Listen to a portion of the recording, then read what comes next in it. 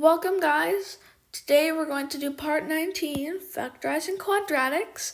We're going to find common factors between these two equations, equation number 1 and equation number 2. Let's start with equation number 1. We want to make this into factor form. So step 1 is mapping to the right formula.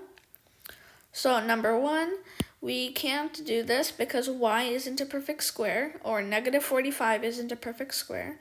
X squared and x squared would have been fine. Negative 4x and 2x and y would have been fine. But negative 45 wasn't a perfect square. Let's go to formula number 2.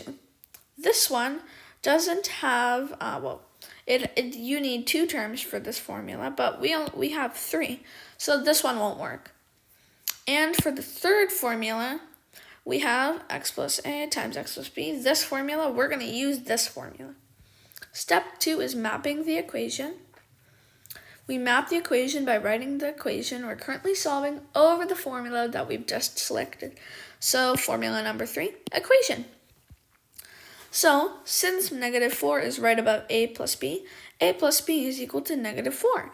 And since negative 45 is right above ab is equal to negative 45.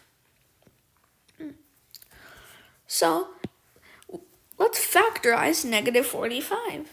Negative 45 can be written as negative 5 times 9, or negative 9 times 5. For this example, I'll say negative 9 times 5.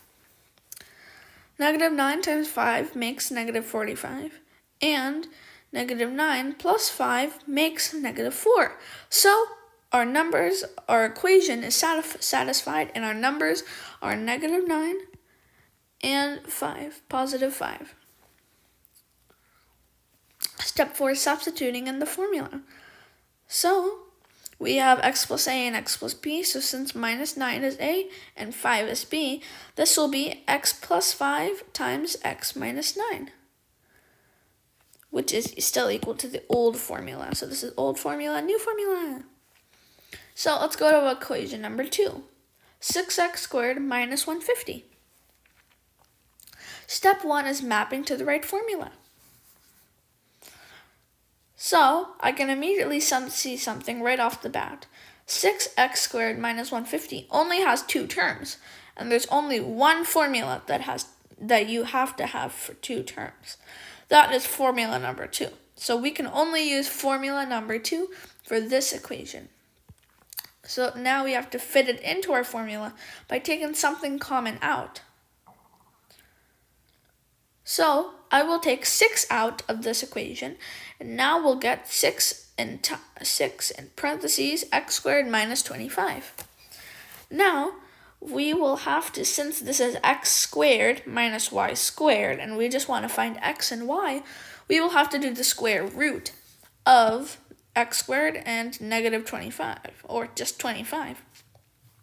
The square root of 25 is 5, so we'll write 5 squared to represent 25, and we'll write x squared to represent x squared.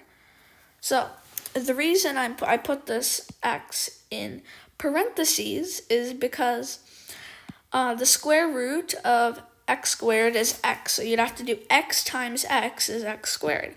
But you still need to write squared, so that's why, because x squared would be equal to x squared, and this would be this would be messed up. So we'll end up with 6 times x plus 5 and x times minus 5, because we found x's equal to x and y is equal to 5. So this is x plus 5 and x minus 5. And that's our equation. We can see one common thing here. We can see this one right here, and we can see this one right here. So our common is x plus 5. Thanks for watching. I hope you have a great rest of your day.